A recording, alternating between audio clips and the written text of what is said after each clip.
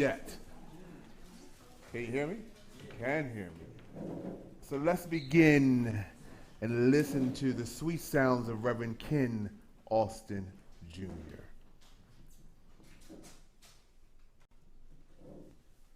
Sometimes I feel like a motherless child. Sometimes I feel like a motherless child. Sometimes I feel like a motherless child, a long way from home, a long way from home.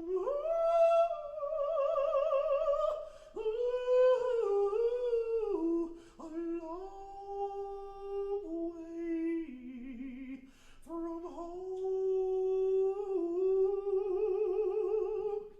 a long way from home.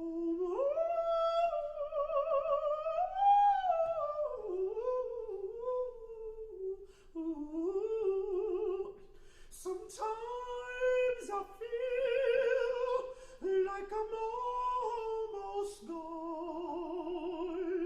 Sometimes I feel like I'm almost gone. Sometimes I feel like I'm almost gone. A long way from home, a long way from home. True believer, a long way from home, a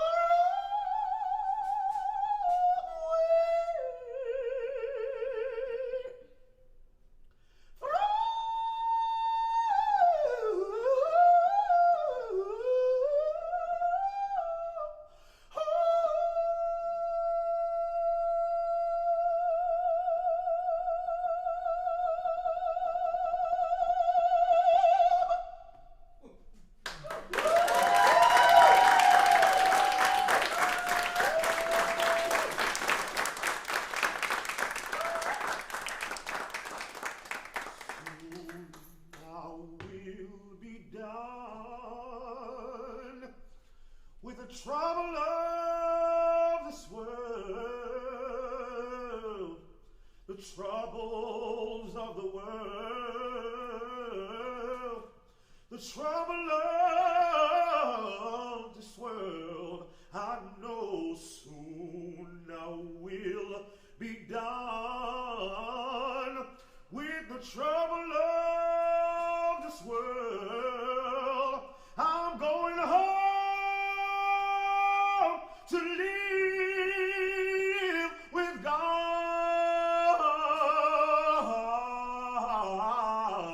Soon I will be done with the trouble of this world, the troubles of the world, the trouble of this world. I know soon I will be done with the trouble of this world. I'm going home to live with God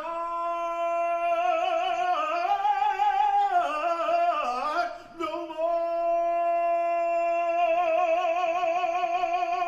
We've never wailing no more. We've been wailing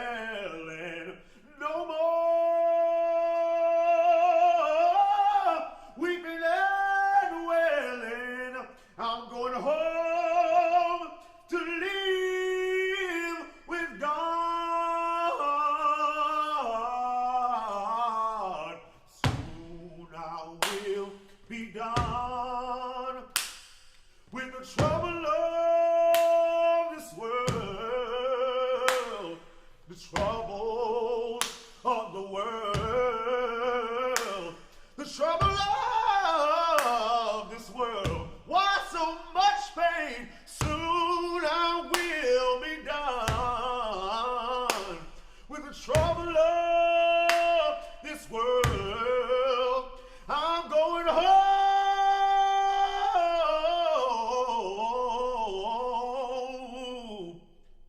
to live with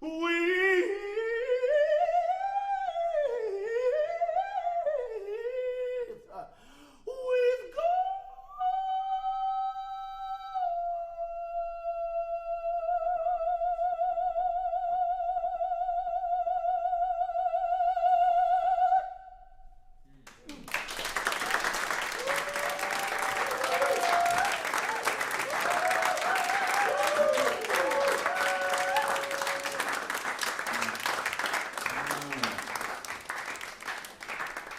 What they did not tell you, though, was that at the very end, every one of you will be doing the same exact thing.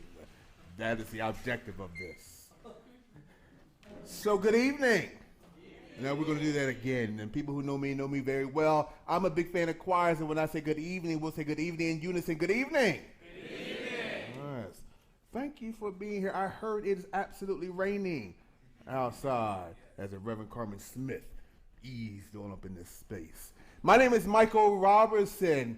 I am originally from Camden, New Jersey. Camden is a small inner city across the bridge. Ted is here too. Camden is a small inner city across the bridge from Philadelphia.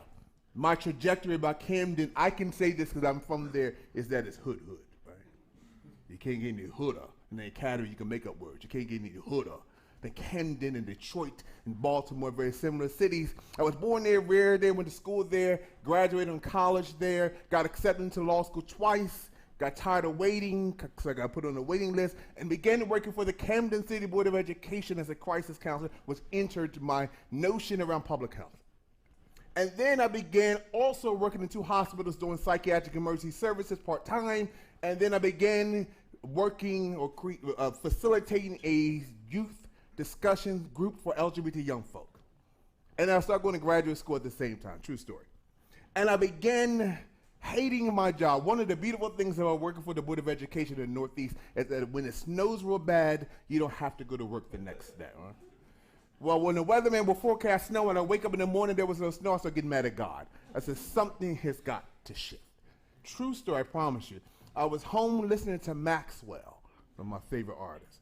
And I heard a voice, I call it the voice of God of the universe. It is the same thing to me, said to me, move to New York City and do the work you want to do with young LGBT folk, and I got your back. That was May of 1999. July, I put in my resignation. I moved to New York City with $177 worth of change, and I've been here ever since. Blessed enough to do some things. That's my Madonna story, even though I'm going to push back on Madonna a little later.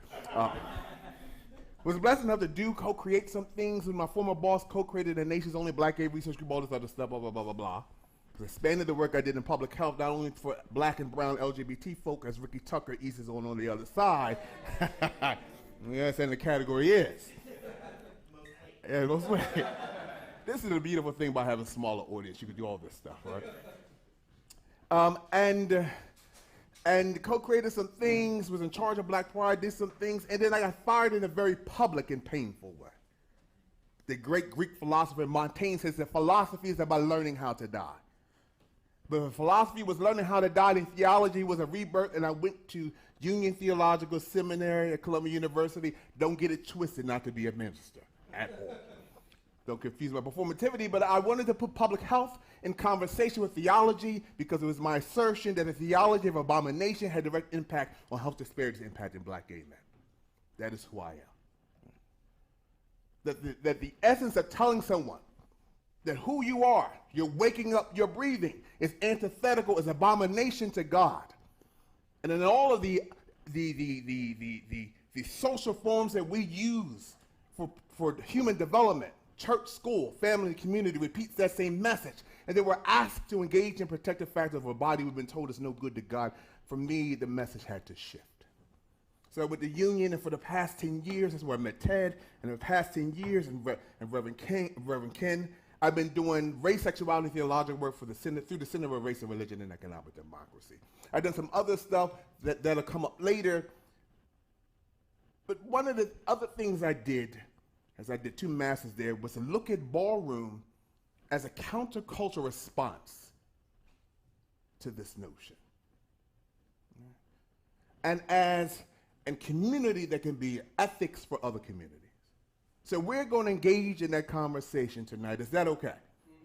Yes. Is that okay? Yes. I am a sound art artist from Ultra Red is the international sound art collective that I'm a member of, and I use sound art, audio, and video to engage in discussion. So we're going to watch some videos tonight. We're going to be engaging. One of the things I want to do first and foremost is to bring the ancestors in the room. Because this conversation we're going to have, yes, it's fun, yes, it's performative, but we're talking about real lives. We're talking about real lives, real fleshy lives. So I'm going to show 3 videos back to back to back. I'm going to ask you 3 propositions the entire time we're here, just to think about 3 things, as Cammy's looking at me and saying, that just sounds like my class at the new school. What did you hear? What did you see? What did you feel? What did you hear? What did you see? What did you feel? I'll contextualize these 3 videos real quick. The first video is a PSA we did. We did a show called Heavenly Bodies, which was a juxtaposition of Met Gala's Heavenly Bodies, and we sliced it up and did a PSA. So watch that it's a 59-second PSA. We'll watch that. And then you'll watch a Ballroom memorial video, which will memorialize the lives of members of the community who's no longer here. Then what we're going to do, who is a fan of RuPaul Drag's Race in here? You don't have to be embarrassed. I can see the way he's talking, he's not a fan, so I'm not going to put my hand up. You know, we're going to lift RuPaul up for when I was a young buck woman, growing up in Ballroom. The ability to watch BET and to see his video was amazing.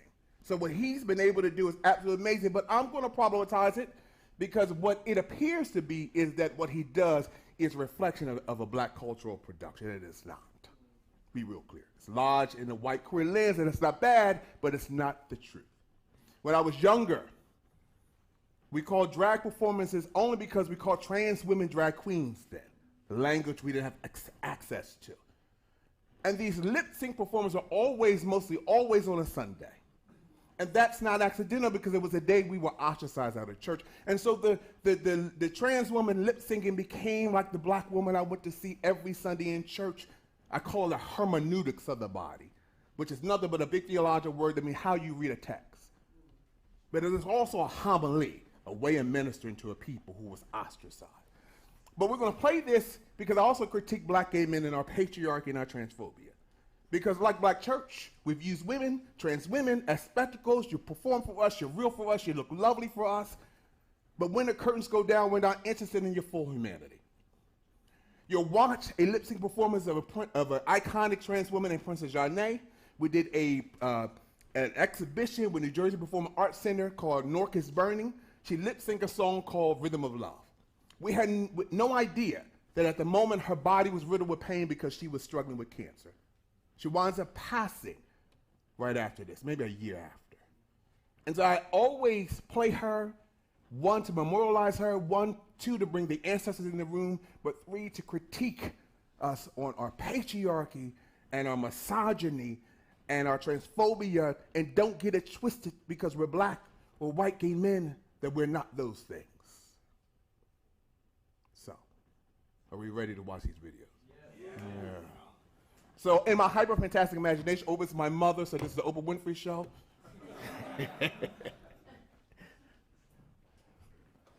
There'll be peace in the valley for me someday.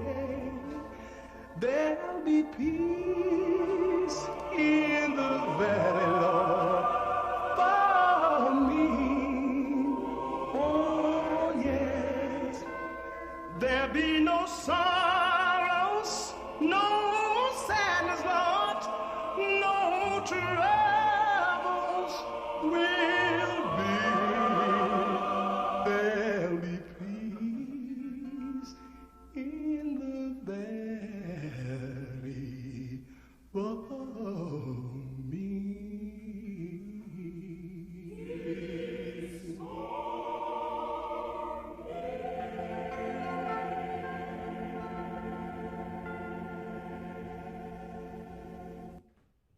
the Ballroom Memorial video. Off the floor. Get off the floor. Learn it and learn it well.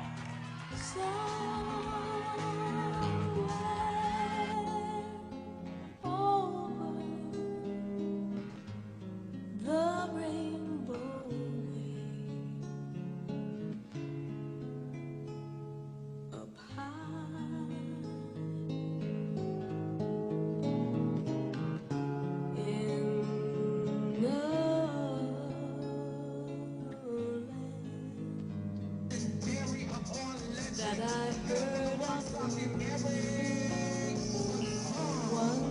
somewhere over the rainbow skies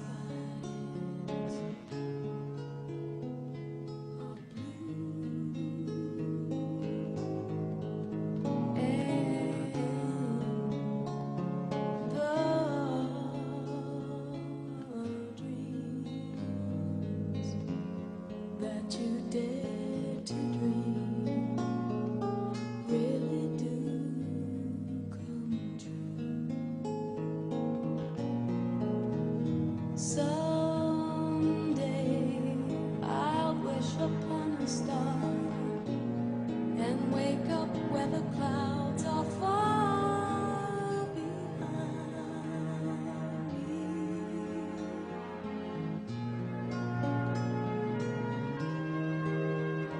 Where troubles melt like lemon drops away above the chimney tops, that's where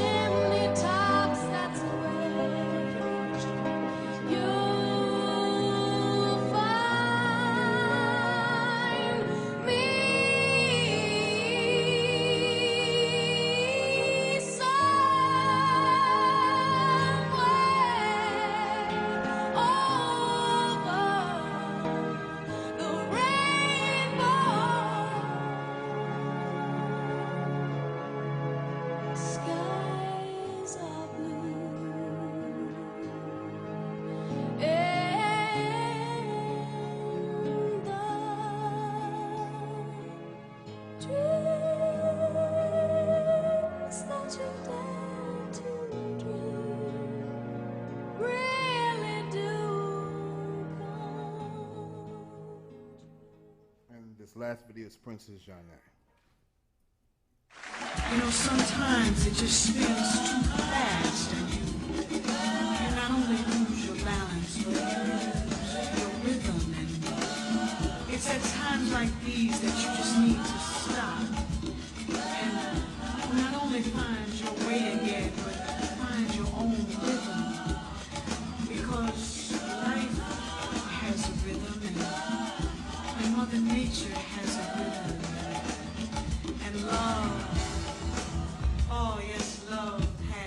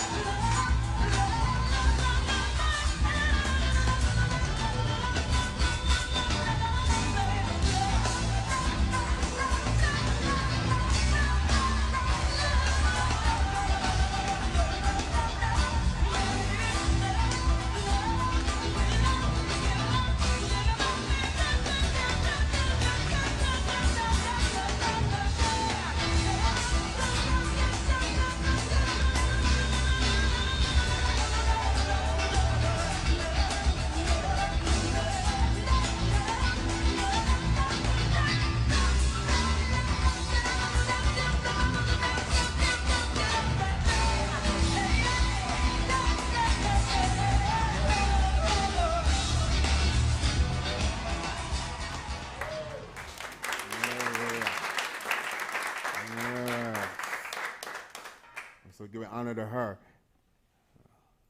As Reverend Ken Austin Jr. sang so sweetly. And what does it feel like to be a motherless child? Facing troubles of the world. You know, Zora Neale Hurston, an African-American Harlem Renaissance writer, said that black women are the mules of the earth. Trampled on over and over and over and over again, I oftentimes say that black women are situated as Christ, nailed to the cross, self-sacrificing, giving to everybody, everyone, holding up whole communities, giving even to her oppressor's children, and nothing left for her. But the black cis women are the mules of the earth, then black trans women are lost somewhere between Frantz Fanon's notion of the wretched of the earth, Howard Thurman's notion of the disinherited. And still these black trans women created a way out of no way, we call it ballroom. So I am going to do this historical analysis, if you will, lineage of ballroom. Initially, I'm going to do it through, who's a fan of the Golden Girls? I'm aging myself. Initially, I'm going to do it through the lens of Sophia. Picture this. Picture this. If not for slavery, if not for the Emancipation Proclamation, if not for Black Reconstruction and its dismantle, if not for the rise of Jim and Jane Crow racism and the rise of lynching, the Ku Klux Klan, if not for the Black folk moving from the southern part of the U.S. to the northern part, we call it the Great Migration, and Harlem becomes a new Black Mecca. If not between 1919 and 1931, the creation of a Black radical artistic movement called the Harlem Renaissance. If not for the Black church, I'll name the Black Church, Abyssinian Baptist Church in Harlem, created a 3-decade campaign to get rid of Black queers. There were only three ways that we congregated: beauty salons, rent parties, have a party to pay your rent, and drag balls. And drag balls become the largest political and theological movement. I am a student of womanist theology at Union Theological Seminary. I borrow from their 5 tenets, and the first tenet of borrowing history is that it is a Black Trans-womanist theological discourse because it creates itself in contestation to the Black church. What does it mean to organize around the theology of a mattering? Right? What does it mean to move to Harlem, to escape, and to find new places of freedom and find you ain't free in this new free space?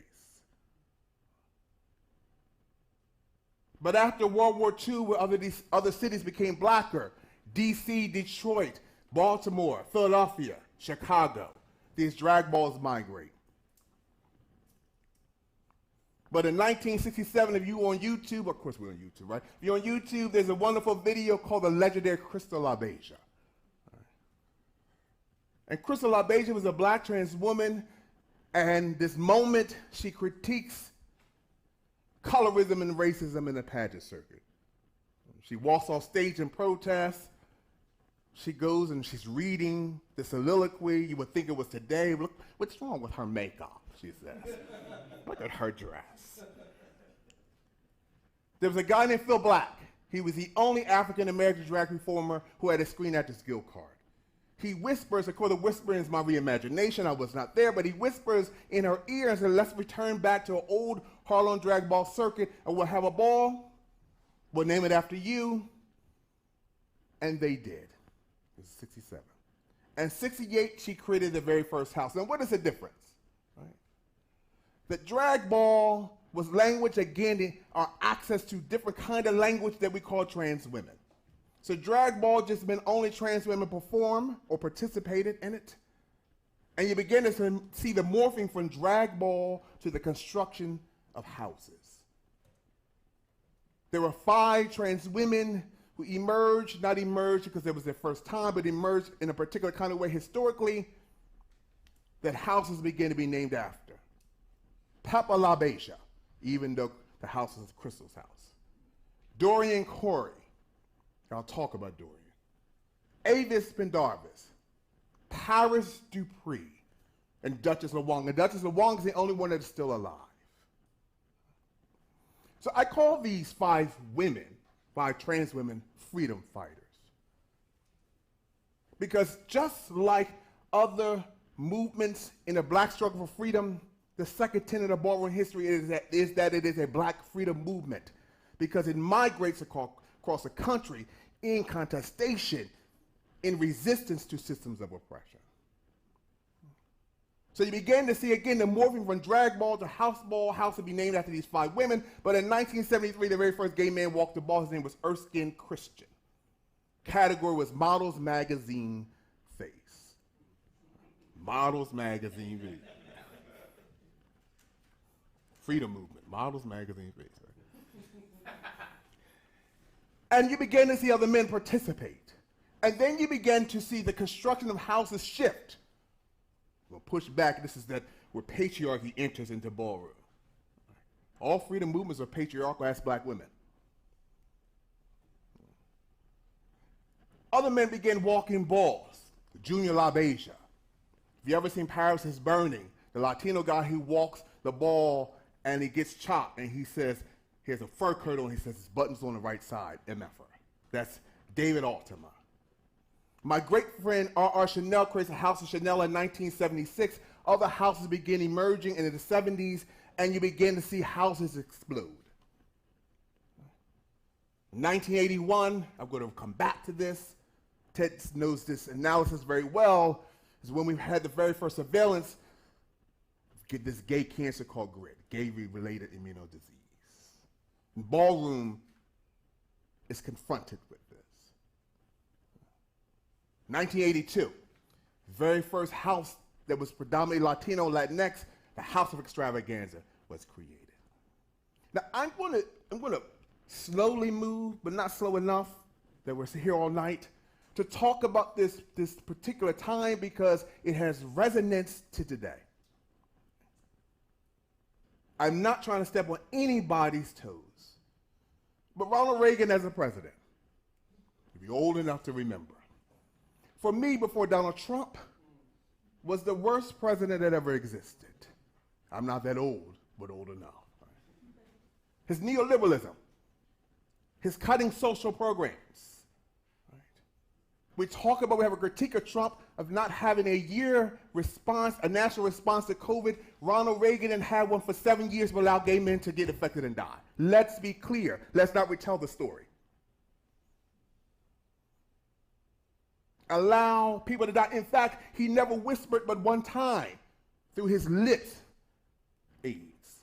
There are two conflicting stories. Elizabeth Taylor says she made them. Dionne Warwick says she made them. I'm scared of Dionne Warwick, so I'll give it to Dionne Warwick.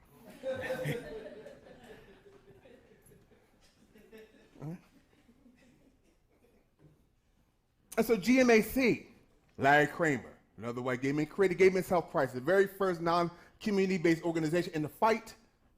And they began organizing, and then in 1984, crack emerges in a particular kind of way.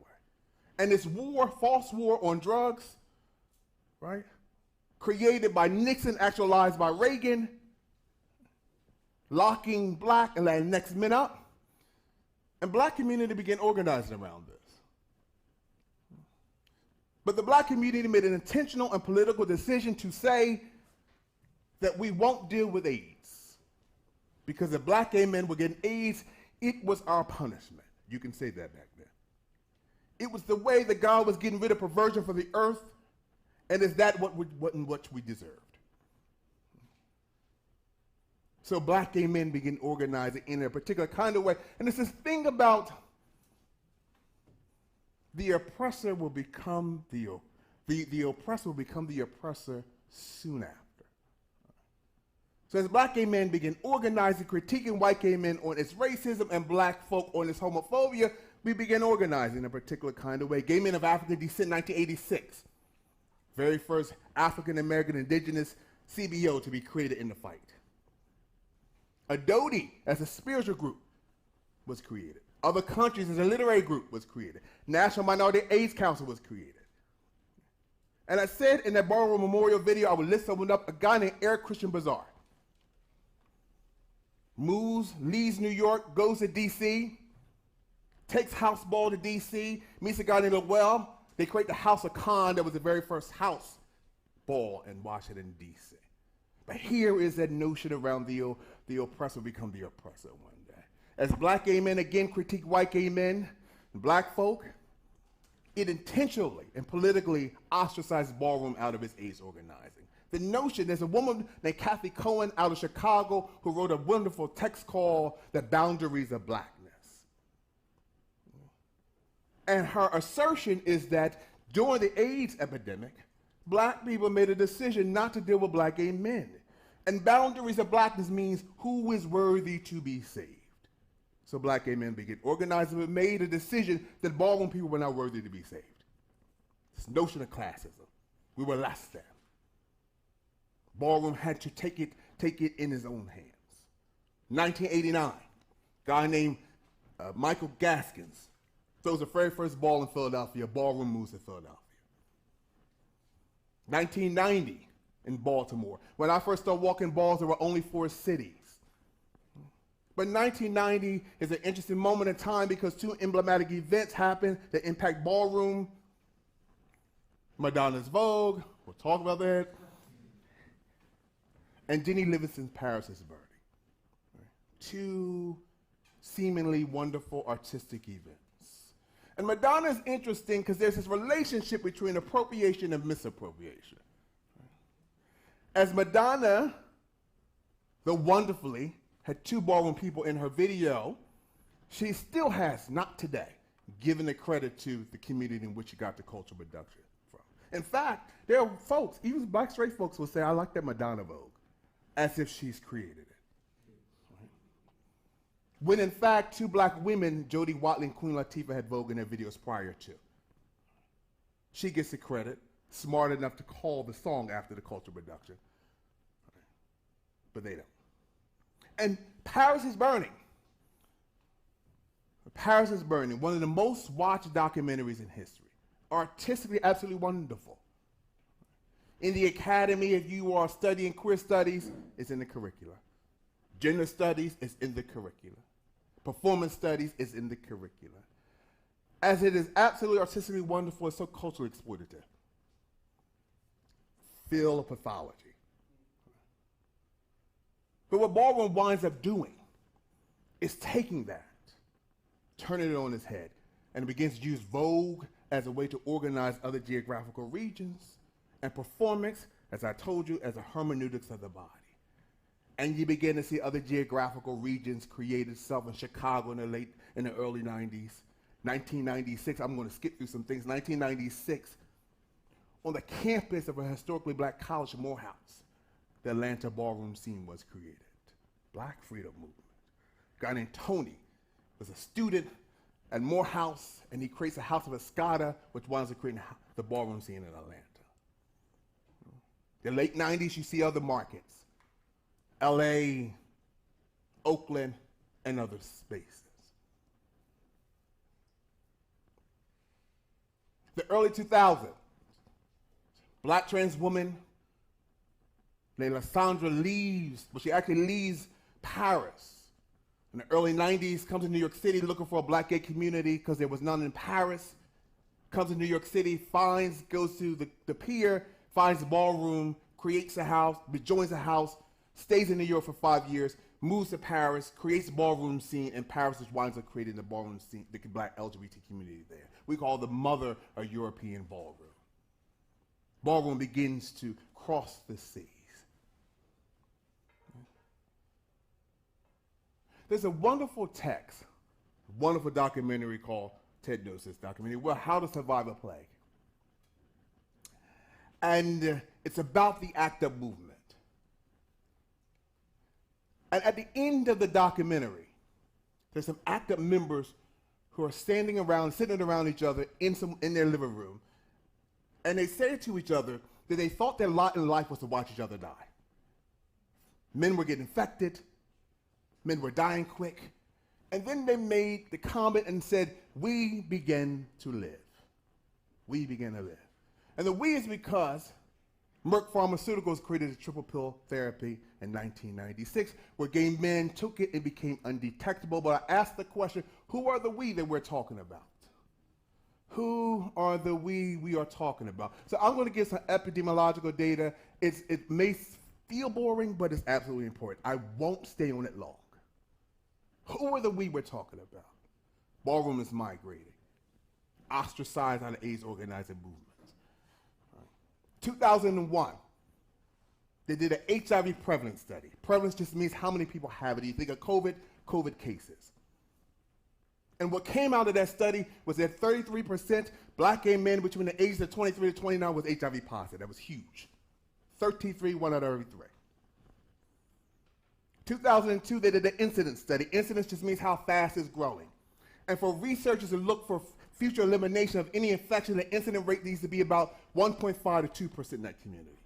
And what they found was that the white men who had sex with men between the ages of 23 to 29, the incident rate was about 1.5%. It makes sense. Who are the we that begin to live? With Latinx, MSMs, or men who have sex with men, the incident rate was 3.5 to 5%. That's faster than it needs to be. Who are the we that begin to live? In sub-Saharan Africa, at the time there was 24 million people HIV positive, the incident rate was 6%. Who are the we that begin to live? With African American men who had sex with men in that same age group, the incident rate was 13%. Twice as fast as sub-Saharan Africa, 6 times as fast as white MSMs. 2003, there's some trans women in Baltimore who contracted TB. The Baltimore Health Department, not being as nuanced, put out a false alert that said there was a rise of TB, but trans women didn't realize that trans women were part of the house ball community and contracted it from some gay men. There were a group of 6 of them. They moved from Baltimore to Philadelphia to New York City. New York being more nuanced, put out alert around the rise of TB in the ballroom community, and the Center for Disease Control, being in Atlanta, asked the question, what is a ballroom community? Now at the time, still is, Atlanta is the 2nd largest ballroom community there is. What is the ballroom community? The Center for Disease Control. Then said, if there's some TB, there must be some HIV. Has to be, because there are large numbers of Black Latinx gay men. So they did a house ball study looking at prevalence of HIV in house ball members in New York City. And what came out of that study in 2003 was that 18% of ballroom folk in New York City was HIV positive. Who are the we that begin to live? I'll say a couple more. In 2005, they did a 5-city study looking at prevalence again. Miami, New York, Baltimore, Los Angeles, San Francisco. No longer was the prevalence rate 33%, it was now 46% of Black gay men HIV positive. Who are the we that begin to live? 2011, the Center for Disease Control put out communication that for the very first time in the history of the epidemic, there was a decrease or leveling off of new HIV infection rates across all demographics, except with Black gay men. There was a 48% increase. Who are the we that begin to live? 2016, the CDC put out that 1 out of every 2 Black gay men would be HIV positive by the age of 40. We just went through COVID. With those kinds of numbers, we would be on an outrage. Who matters most? Who are the we that begin to live?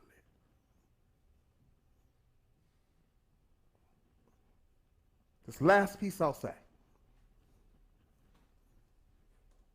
Back into it. Late December 2006. Young Black gay man in Lorenzo from the house of Miyake Mugler, and goddamn it, winds up dead. In his apartment, HIV positive, struggling with crystal meth use.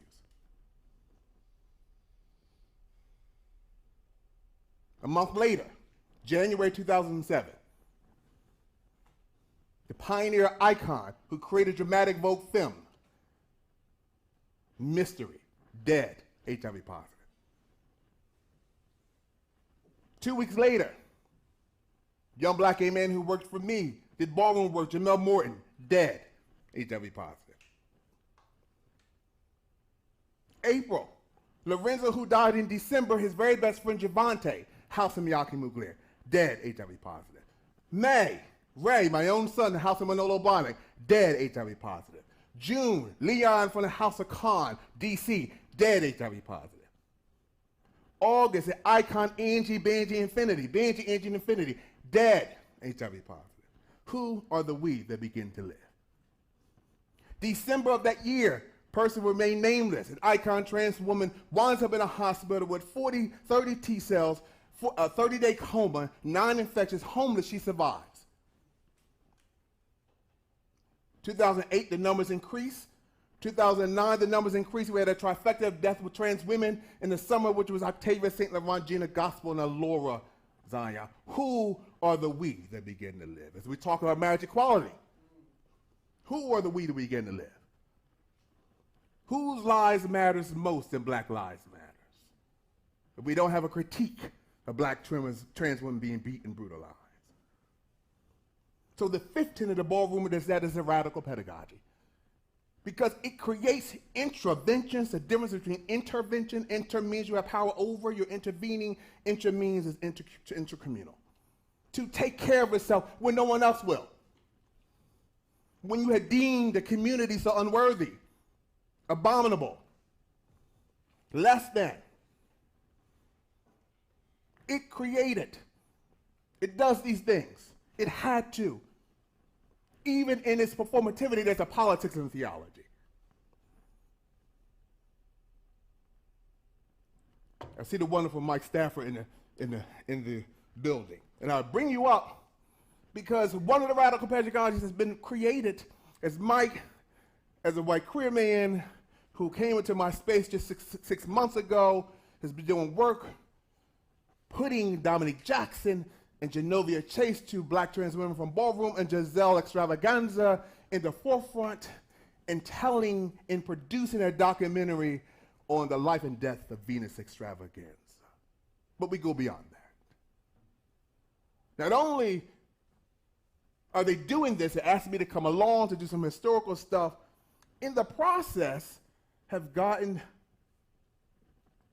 the house that she grew up in registered as a cultural landmark. We're not playing those games. Who are the we that we gather there? As Ricky Tucker sits to, this is when you get old, you forget left, right, left side of me, who was a student at the New School when me and my great soulmate Robert Simmer created a course called Vogueology, and was a student and a dialogue partner, became a member, wound up writing a text, a best-selling text, called And the Category Is. Who are the we that we get to live?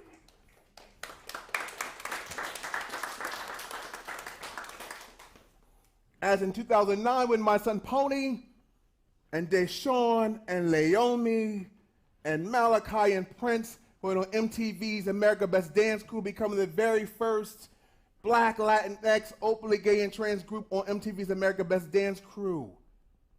So even if you lived in buckfuck Kansas, you said, I can live. You said, I can live. It's Dominique Jackson, icon in Ballroom. On Pose, I can live.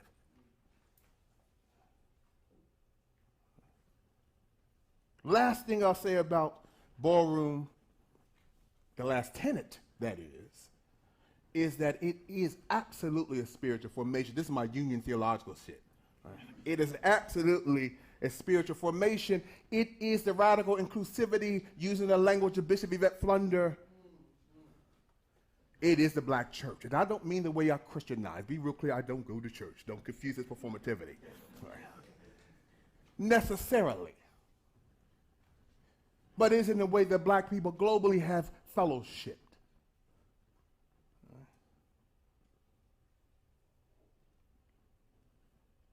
On the plantation during slaveocracy, where the slaves could not worship with their master, they created underground praise houses. On the streets of Harlem, where black queer folk could not praise with black folk around freedom, they created underground praise houses. We call it Ballroom, drag ball. Folks old enough to remember, in the social minefields of homophobia in Black Latinx community, Black Latinx gay men created praise houses. They called it Black Gay Clubs. Be real clear. Ballroom is this thing. It has saved lives. It has shifted culture. It's messy. All of those things. I'm going to end with two things. As anyone who knows me well knows, I like showing videos. My son named Gio, Black Latinx gay man in house ball communities, a voguer. And he comes into my life as I am doing this HIV behavioral change intervention, and says he wanted to be a part of my house. We have a great conversation. He wants to become my son, and he says, I'm a poet. You know when people say you're a poet. He said, oh, okay. Can I spit something? He said, oh, okay. And your anticipation, your reduction of them, it's like they're going to say, you know, roses are red, and then you do a little, roses are red and violets. And so that's not what happened, and I was absolutely amazed at his skill set. So he goes to a poetry slam in South Carolina called Southern Fried, And Gio was born in the Bronx, moved to Miami or to Florida with his mother. His mother had a new man who did not like the fact that he was gay, so his mother moved him out of the house and moved him back up to Long Island to live with the uncle. And the uncle lived with his girlfriend, and they didn't have a problem except for the fact that he was found in his room with a person. We have to say that, right? Person. And the uncle comes to him and says to him that my girlfriend, my partner, she doesn't like that kind of behavior in this house, so you're gonna have to move. And so Gio says, okay, give me to the end of the week. Well, the uncle went so far as to tell everyone else in the family. But he added a layer that was not true, that Gio was HIV positive. Gio finds out, leaves that night. He sleeps on the train in New York, sleeps in the park. He goes on an app called Black Gay Chat. I'm absolutely aging myself now. And meets an older, more mature black guy. They go out to eat. Supposed to go to the movies. It was too late to go to the movies. So he says, let's go back to my hotel room and chill. Well, the chill led to him calling 3 other black men or 2 other gay men to come beat him, brutalize him, leave him, rape him, and leave him to die. So what we do is not just ballrooms, all people do, but I'm black, and I'll talk about sort of the black cultural production as resistance and resilience. When we're on the brink of annihilation, we'll create new spaces. So Gio goes to the poetry slam, and he narrates this through poetry. We'll watch that. And the last one we'll watch, it's a young black gay man in Ballroom, and Dante has come to a whole bunch of things in the ballroom, he vogues, and he's becoming a journalist, and he sliced up some ballroom videos and did an ode to ballroom as a thank you. And this is my also thank you. Not only thank you because it's a community that's loved me, that's guided me, that's gifted me, but has done the same thing for the world over, even when the world had relentlessly told them, or told us, we were not valuable enough. So we'll watch these last 2 videos, and I am going to then open it up as I see people like, oh. So let's watch these last 2 videos and then open this up. You have to understand the struggle to be a part of the fight. You see, some of us fight for a cause unseen because others choose to go blind until it affects them, but my fight isn't going to end. You see, this clock of mine reads exactly this. It was 2 years, 2 months, 7 days, and 21 hours ago that I decided to own up to who I am. And it was 2 years, 6 days, and 15 hours ago that I was first judged. Exiled for my preference and emotionally slain, discouraged from following the path that I had previously lain, and it was 1 year and 2 months ago that my life on the streets began. Never knowing the hustle. Never knowing the dangers on the streets, and I had to grow up fast believing life will get better, so simply put, I thought to myself, man, forget the past. But you see, this clock of mine, it must be broken because it was 1 year and 1 month ago today that I was raped. Some people believe it's hard for men to get raped, but ask me how easy it was to break free from 3 angry men, punching, kicking, screaming, pleading for God's help. I lay beaten. Beaten as the result of my mother's inability to protect her young because a man came first. No. See, this clock of mine, it must be broken because it was 1 year and 7 days ago that I discovered a high. And as I allowed every drug to run its course through my veins, numbing the pain as I was sold for profit so that I didn't go hungry, you see, that was modern-day slavery. Street corners marked with my blood and bed sheets stained with a grown man's will to be pleased, and it was 1 year ago that I caught my first charge.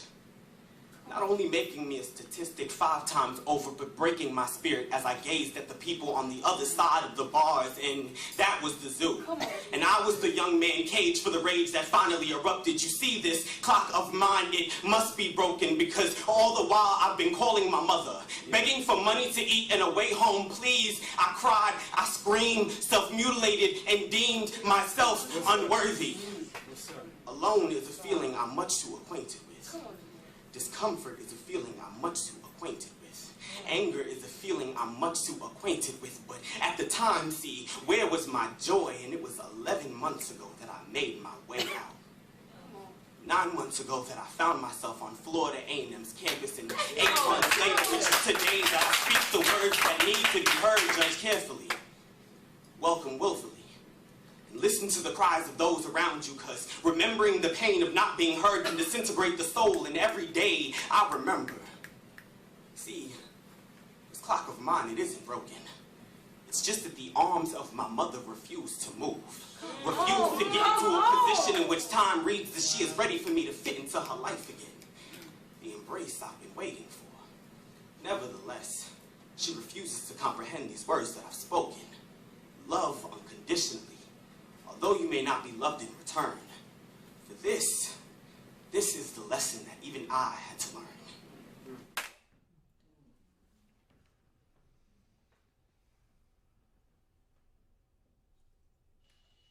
I want to be somebody.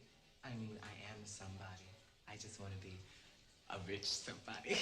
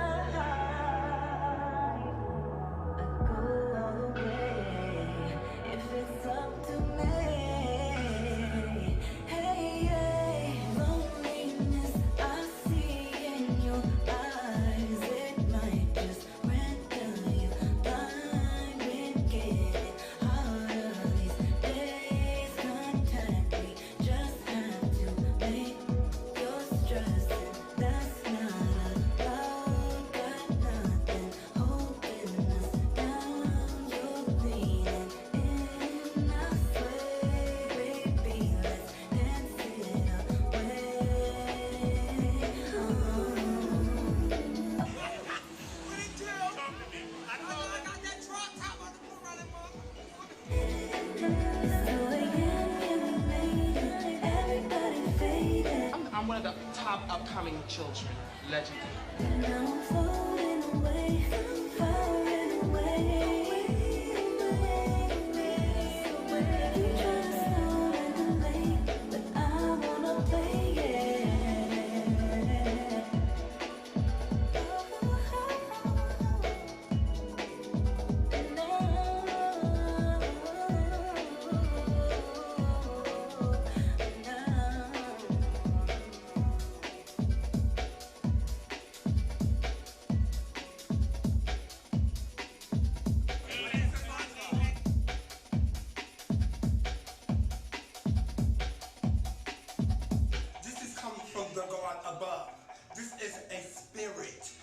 God gave me a gift.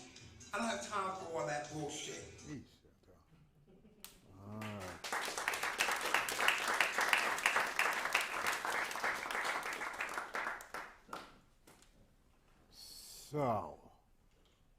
So we're going to open up this space for Q&A. All right.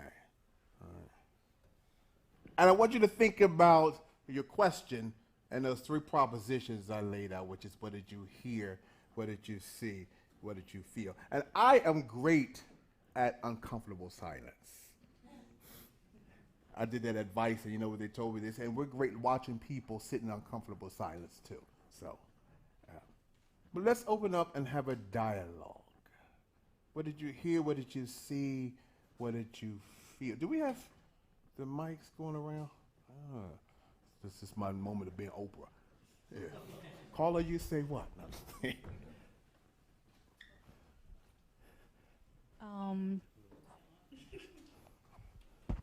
Okay. Who you be? Who am I? Yes, who you be? Yeah. Hi, I'm Fernanda. How are you? Hi, I'm from Queens, All right, Jamaica. Yeah. I'm a Afro-Latina from DR. Okay. Yeah, and queer. I just feel love. Yeah. Straight up. Love that only I feel when I'm with my friends. That's the only time. There's unconditional love that you just be you. Don't have to put yourself in a box. You don't have to be in a place that people expect you to be, like my family and stuff. When I see this, I see like a family that you won't get nowhere except that place. So that's my thing. I appreciate that. I'm going to honor some folks. You know, I love what you're talking about, family. I see the Balenciaga in the building, Casey. I'm going to throw out some people, right? Embarrass them. Families, important, this kinship structure that we created, not only gay, because Ballroom didn't create gay family, right? Because you could be a member of a house and your gay mother could not be in Ballroom with another house, right? So the house family, a gay family, but it has saved lives, or it has been able to help folks through things. I had a son named Joseph Jefferson who was open about being gay. He was a black gay man, open about his HIV status. He worked for me, worked for organizations, lived with me for 4 years. But in 2010, my first semester at Union, you know, he's home with his partner watching Happy Feet. Goes outside, takes out the trash, comes back in, he's upset for whatever reason. And so him and his partner began to have a conversation, and he starts saying things, I'm tired of working so hard, and, you know, on the corner selling blah, blah, blah, and I can't make as much money. And so they had the conversation, and it de-escalated. And so Joseph says to his partner, I'm going to bed, will you join me? He said, I will, let me watch the movie first. Well, the partner fell asleep on the couch overnight and woke up to hearing Joseph's alarm clock going off in his room. He calls in the room, Joseph doesn't answer. He goes in the room, my son had taken hair clippers and shaved off all of his facial hair and all of the hair on his head, and he hung himself from a ceiling fan. And here's a young black gay man who did the work, connected to family and community, open about his HIV status, about his sexuality, and he wrote on Facebook right before he did it, hey, Charlie, my beloved, I can no longer live in a world that's grown so cold to those of us who live out of the social norms. Who are the we that begin to live? Thank you for bringing that to this space. Anybody else? Oh, no, there's other folks. Who be next? I have a great colleague named Robert Simber that Ted knows very well, that Ricky knows very well, says we need to go beyond safe spaces and create brave spaces. Who's brave enough to say something next?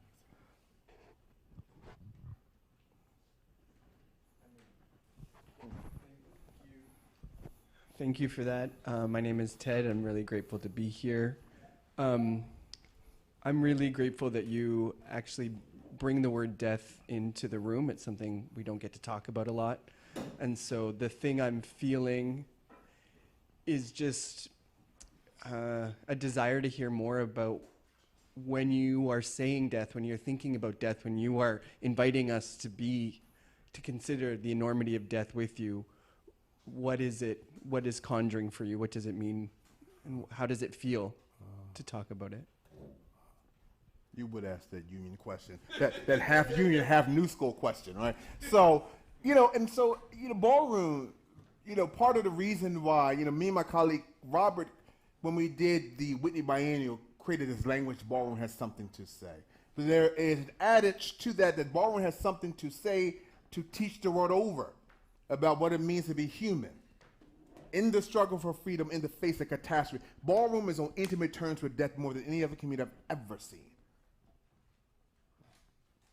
The ritual of rest in peace that goes on social media is so overwhelming. In fact, when your phone rings sometimes, when you get a text, you're afraid to respond to it, to watch it, to read it. Again, and you don't want to become desensitized to it. It's so real. And again, under the eyes of larger communities, where is the outcry? I talked earlier, and I understand that I'm talking about oftentimes epidemiology that stays in public health. But and so this is not a critique, maybe it is around marriage equality, but it can't usurp the narrative when Black trans women and Latinx trans women are getting beaten and brutalized. They can't. When Black and Latinx gay men, HIV rates rival the world. The fundamental question is, how is a marginalized Black gay male community within a marginalized Black community in America rivaling South Africa? That doesn't make sense. And so, to your point, to the question, it conjures that. But because I did go to union, and it allows for, I'm also a student somewhat of quantum physics, quantum mechanics, that says everything, it came around and it corrected Newtonian physics that said this thing here, this matter is solid, and quantum physics said no, there's subatomical stuff going under it, and everything in the universe is energy, everything. Our thoughts, our cells. Science also says that energy can't be created or destroyed, it can only be what? That's right. So if we are energy, everything is energy, then the dead is still here. So why it's so important for me, it's not just me, it's part of a communal ritual, to bring the ancestors in the room. We have these wonderful liberal conversations around death, around communities. We celebrate Ballroom to some degree because it performs for, but it has something to say. So all of those things conjure up for me. Thank you, Dan. Who'll be next? I knew you were going to go because your hair was going the entire time. Hi. Oh, wow. Hi. Were you in? Yeah, I was there. Oh, yes. Friend of Cammy's. I'm Jack, and I'm also a new school student. I have like a small question and a larger question. Small question. That's a new school thing. Oh, yeah, and it's a new school question. First, small question. Does your Vogueology class run during the spring 24 semester? So, from your mouth to God's ear. So me and Robert, we first constructed a course in 2011. Ricky was one of the first ones. And been running it since, for the most part, almost every year, almost. And so I did it in 2022 and 23. We did it in 19 and 18 and 17. We didn't do it in 20. So I don't know. I'm hoping. I know, though, that this is, don't think I'm trying to be cute. It's the honest truth. I know that the course is extremely popular and it gets filled up real quick.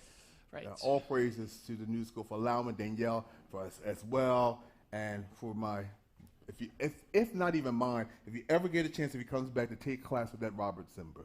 Yeah, y'all know, amen. See the amen corner? Amen. That Robert Simber is something else.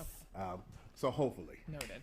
Thank you. And then larger question. Don't mean to put you like on the spot here, but clearly you're an amazing off the domer. But could you maybe speak to like the popularity of of Ballroom recently, I guess post-pandemic, specifically with white queer people like entering the ballroom space. I know that that was happening before the pandemic, but do you have anything to say about that? Maybe also like commodification, TikTokification, all of that. Yeah, this new school of TikTokification. Oh yeah, oh yeah. Off the door, ain't that one? Yeah. So, let me back into it. I'm going to place it in a conversation with gentrification. Oftentimes we make the mistake. It is true. We also make the mistake in that the marker of gentrification is when we see Starbucks, Whole Foods, and then white bodies. Right? But black upper middle class people are gentrifiers as well. Be real clear. Right? The black skin is pushing poor black skin out. Right? So I say that to say that it's not just white queer folk who are misappropriating, and not all white queer folk necessarily misappropriate, right? If you watch almost every black reality TV show, no shade. First of all, you're going to hear that word shade, usually out of context. You're going to see things like, oh, that's fierce, that no one says that anymore, right? But almost all of these black reality TV shows, the black cis women, right, are speaking stereotypically like black gay men and dressing and performing like black trans women, not just black trans women from Ballroom. But a lot of that is not just them. A lot of that is because Black and Latinx gay men are hairdressers, makeup artists, stylists, choreographers, and they take videos and images of, right? There's a category, used to be a category in Ballroom called Who's Zooming Who. That was about who, this top-bottom thing. I've quite a few, not quite a few, that's hyperbolic. I have some white feminist colleagues of mine who push back on me, and I like to be pushed back, so my Aquarius shit, and says to me, Ballroom, it's Judah Butler, Ballroom, these trans women are reducing cis women to hyper notions of femininity in their performance. And there's some foundational truth to that.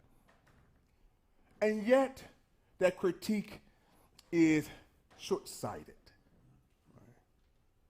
It lives without looking at class and all this other stuff. So what do I mean by that? As you can see, Janet's the mother to me, right?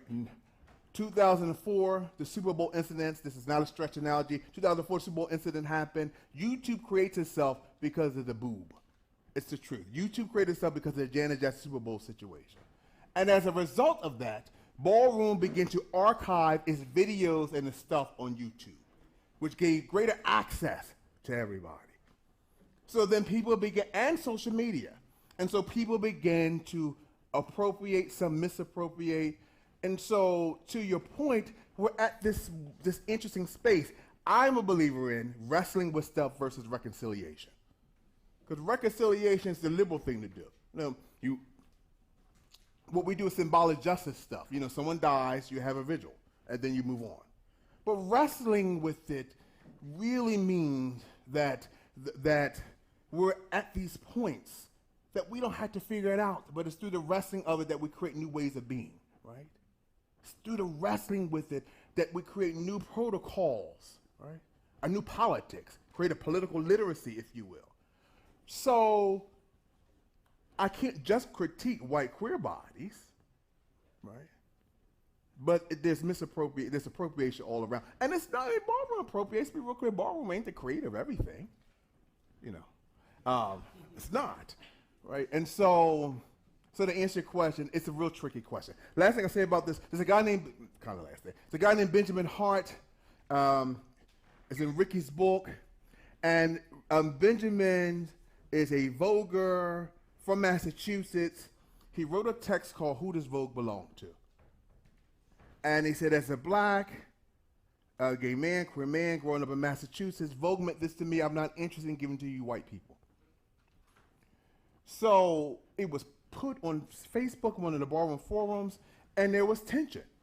There were the real progressive ones that write on Benjamin, and then there was the people that have a problem with this. Because it's the truth. You can't tell people what to do and not to monetize their talent.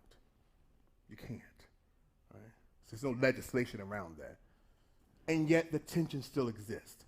And that's the beauty of Ballroom. always wrestling, we're still one community, always wrestling with it. So, who be next? Oh, all the new school, the brilliant, you want to talk about an organizer? This one right here. Ah, thank you. Yes, I'm Giovanna, and I have just had the immense pleasure of being your student, Michael. And so I come here with, like, I guess, infinite gratitude and thank yous to you, but also a question. Push me back. See how smart she is? I've heard my home state of Florida mentioned a couple times in this chat, as well as some other southern states.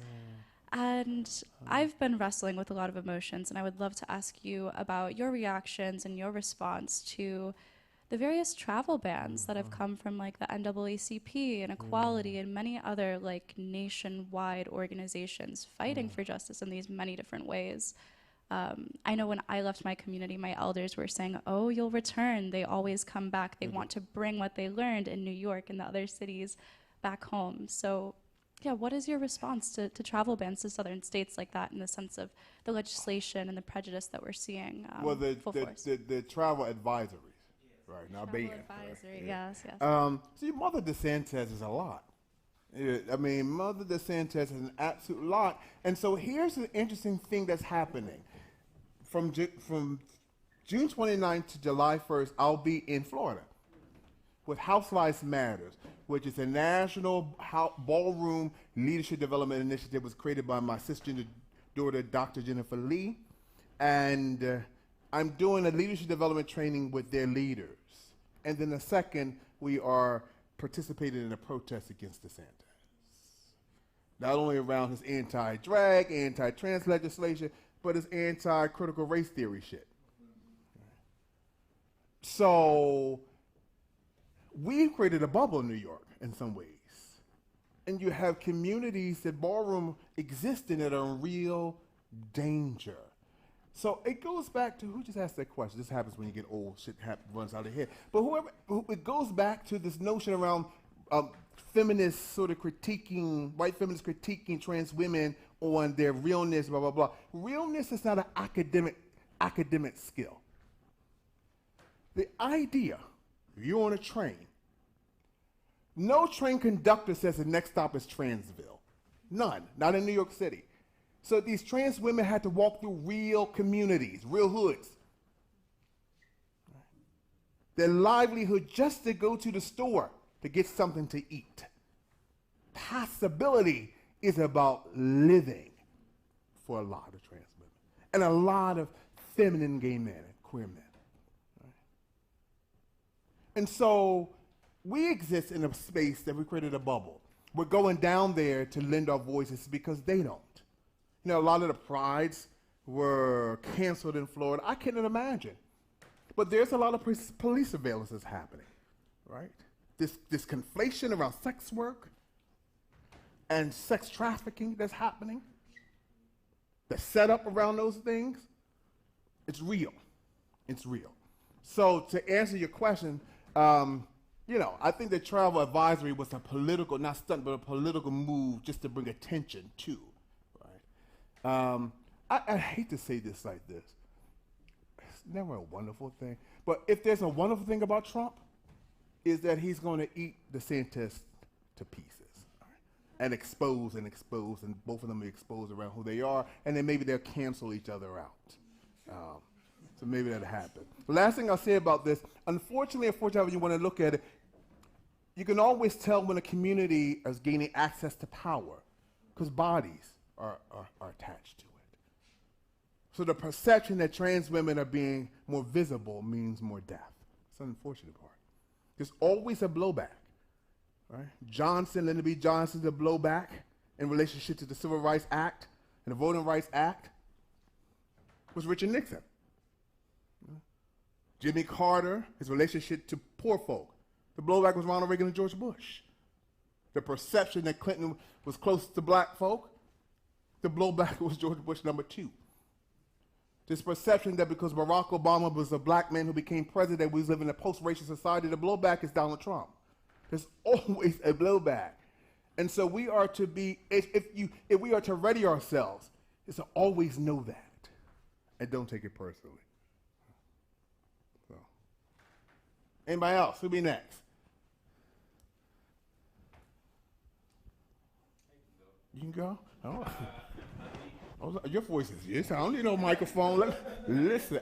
One thing that stood out to me was we were talking about this dichotomy of Reagan has war on drugs, but there's not the effort to actually combat AIDS, particularly for Black queer folks. And similarly, there's a war now against grooming and queerness, while at the same time there's still perpetual violence against Black trans women, queer folks.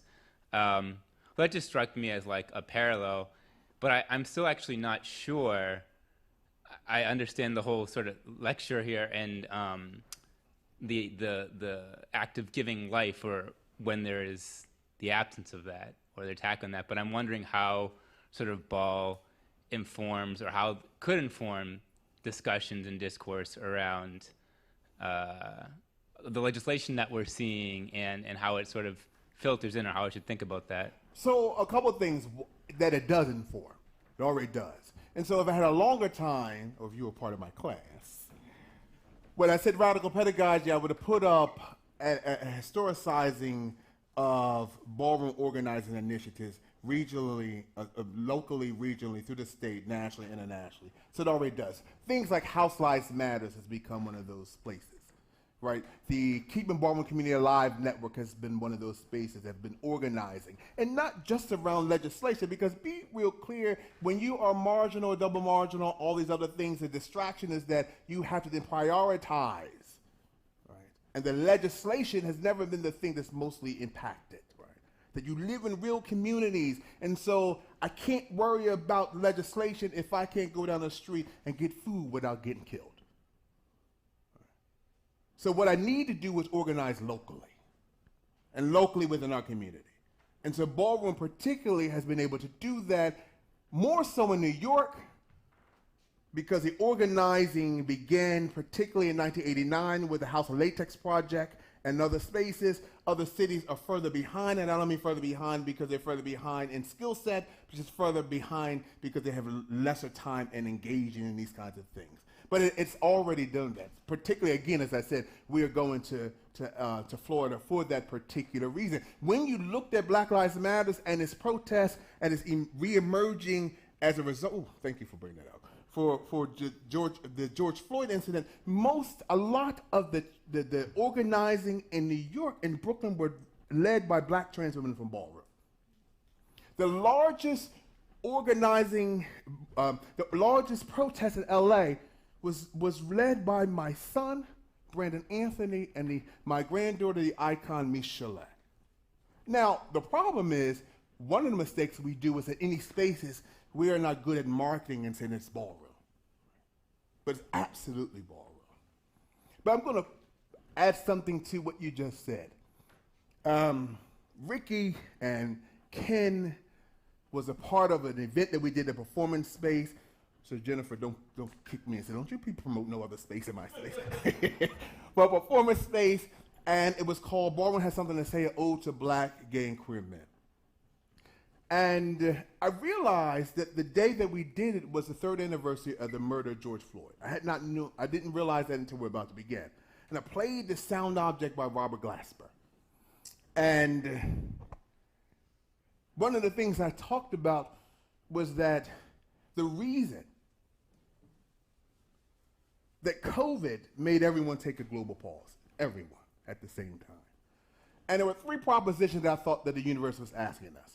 One is the philosophical one, which is, who do you desire to be? You have the choice to choose how you show up in this universe. Who do you desire to be? The second one was a theological one, which means, how do you desire to love, and love more expansively? That if the work we're doing is not grounded in the ethics of love, why are we doing it? Why are we doing it? And the third one was a political proposition, which was, how do we move away from organizing around the right not to die and move towards the right to live? Those are 2 separate things. I always say I don't fight against oppression, I fight for freedom. Those are 2 separate things and energy, and if we live in a universe that is energetic, then place your energy around not to die does not create life. Doesn't sustain it. In fact, it just makes you continue to be afraid to die. So all those things happen. And it was through COVID that we paid attention to more attentively to the insurrection and all those other things, but more attentively to George Floyd. But even in the quietness of COVID, 6 days later, Black trans woman and Ayanna Dior, same town, same city, 6 days later, not 6 years, not 6 weeks, 6 days later, in a store, beat, brutalized by about 30 or 40 black folk. Store clerk is trying to protect her. They drag her out the store. They continue to beat her. I don't know how any human being, in that moment, this must what happens when you are the brink of annihilation, can think she had the historical wherewithal to say, if I'm going to die, I'm going to drag myself back in the store. She drug herself back in the store while they're beating her. She said, because I want it done on camera. Because there needs to be a record of this. If I'm going to die, I'm going to die on camera, but not just because of me, because of all my Black and Latinx trans women around the world, or trans women around the world. I said historical wherewithal because if you know anything about Emmett Till, that's what his mother did during the funeral. Made a decision. So a young black boy was shipped down south and was so-called whistled at a white woman and was captured from the home and beaten and brutalized, unrecognizable, and the mother made a decision not to have a closed casket, but have an open casket, and invited all of the black publications to take pictures and said, because I want the world over to see what's happening to black people in the South. She survives. Now, I can tell by this story that most people haven't heard of it, except for you. You say, yeah, I know that. That even in the quiet stillness of a global pandemic, trans lives don't even matter. That even in the quietness, we couldn't hear her scream. But she survived still, and black trans women still get up and fight and organize. Not organized necessarily, first and foremost, around legislation, organizing around they have to live, and they have to prioritize. Thank you for that wonderful question. You pushed me back. How many more? How long do we have? We can do one more? Who wants to go out like the Patti LaBelle? Yeah, the Big Bang question. Of course. Hi. Hey, David. Hello. My name is David. I'm also at the New School. And I wanted to ask you about, if you could say maybe a bit more about like theology and the Black church and like the role it plays now, if it does, or like, I don't know, I feel like I think of it and I see Ballroom also like in relationship to like spirituality. But yeah, I feel like I struggle to see more. I had written down something, wait. This is what David does. Yeah. So David is a TA at the New School, found me, wrote me an email and said, I'm going to do this stuff around Vogue and doing my thesis around it. And can I interview after class? David's come to class every week. We have it 2 days a week, more than any student. And he doesn't miss. And he has always these questions. And then he says, hold on, I got it written down. Well, go ahead, David. Yeah, no, it's like, I don't know. I was thinking as well, like respectability politics, and I don't know whether that has much to do with, or like what relationship that has with Ballroom. Like I remember studying, like reading about like Black feminisms, and like like discussions within like Black liberation movement about respectability politics. And I don't know when you were talking about like theology and the Black church and so on, whether there is a relationship to that or... There's an absolute relationship. So part of what I did not say was that when we talked about the Abyssinian Baptist Church created that 3-decade campaigns, one time I was going to say this and their grandson was in the room. That's why I'm always remiss. I don't want nobody, waiting for me outside. But Adam Clayton Powell Sr., who was the father of Adam Clayton Powell Jr., and Adam Clayton Powell Jr. was at the time was the most popular, in the 50s and the 60s, most popular black politician in the country. So popular. It goes down in history, getting more civil rights amendments passed than anybody. And in 1960, in fact, as Martin Luther King was going to march in front of the Democratic National Convention, the white Democrats sent Adam Clayton Powell to talk to Martin Luther King. And they had a discussion. This is my reimagining this discussion. So you can't walk. Yeah, I'm going to walk. No, you can't march. No, you can't walk. And so Adam then says to Martin Luther King, if you march, I'm going to put out rumor that you and Bear Rustin are lovers. I didn't make that up. It's a true story. It's a thing about homophobia. Respectable politics. But his father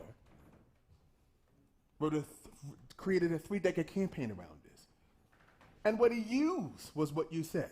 He was responding to a moral report that was put out that said that Harlem was the most vice-ridden community in New York City.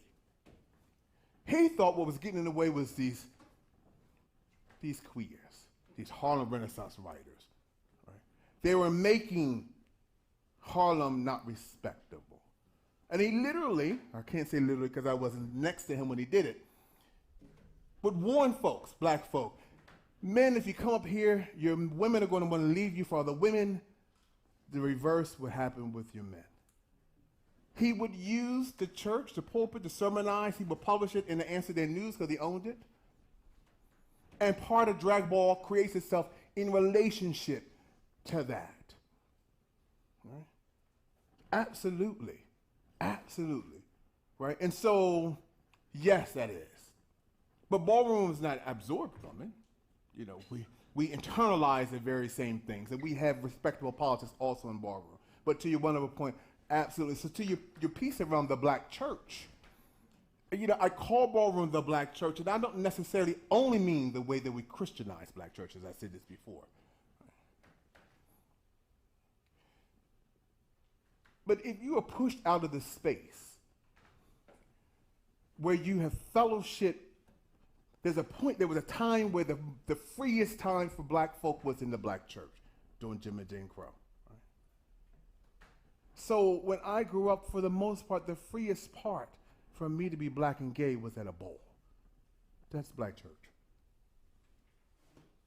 That's black church. Last thing I'll say, I show a video all the time. We're not going to watch the video. I show a video all the time of Naomi, who's an icon phenomenal. Just absolutely fearless in her Vogue. She's part of Vogue Evolution.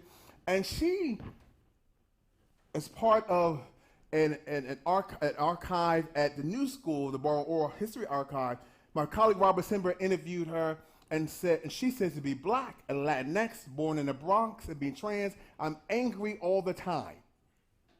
I vogue to save my life. James Baldwin said to be black and relatively race conscious is to be angry all the time. I write to save my life. He exiles to Paris and realizes he can follow the same street in Paris. But at any rate, I showed a video of Naomi voguing in Paris. And it's phenomenal. And at the end, they're screaming Naomi. And I oftentimes say two things.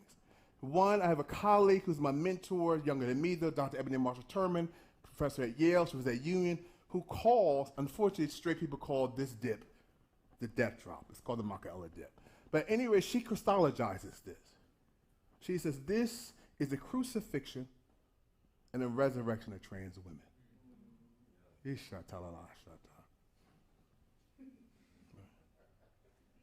And so in that space, in Paris, she does it often. And then she's on the floor and you hear the whole room say, Naomi, Naomi. I oftentimes say, where in the world could trans women go and hear her name being screamed like they're screaming Jesus? That's liberation. So I want to thank you, wonderful people. Yeah. Thank you.